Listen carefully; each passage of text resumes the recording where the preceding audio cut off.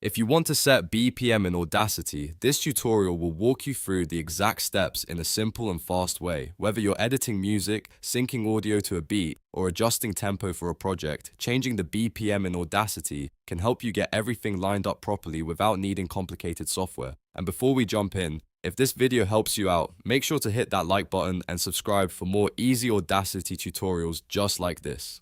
Now let's get into it. First, open Audacity and load the audio track you want to work with. Once your track is visible, you need to select it by clicking the track header on the left side of the waveform. This is important because Audacity needs to know exactly which track you want to edit before it can apply any tempo changes.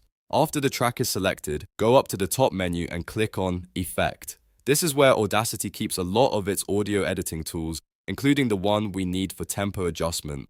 From the Effect menu, hover over Pitch and Tempo. When you move your mouse over that option, a submenu will appear with different tools related to speed and pitch changes. From that submenu, select Change Tempo. This is the tool that lets you adjust BPM without changing the pitch of the audio, which is very useful if you want the track to stay sounding natural while matching a new tempo. Once the Change Tempo window opens, you'll see a few fields where you can enter your values. In the box labeled From, type in the current BPM of your audio. This is the tempo your track is currently using. Then move to the box labeled To and enter the target BPM you want the track to match. This is the new tempo you're aiming for. Audacity will calculate the change based on those two values. After you've entered both numbers, take a moment to double check them so you don't accidentally set the wrong tempo. If everything looks correct, click Apply.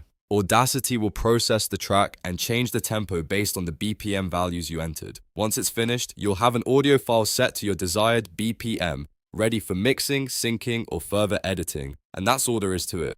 You've now learned how to set BPM in Audacity using the Change Tempo effect. It's a quick process once you know where to look, and it can save you a lot of time when working with music or beat-based projects. If this video helped, don't forget to like the video, subscribe to the channel, and turn on notifications so you don't miss the next Audacity guide. Thanks for watching, and I'll see you in the next one.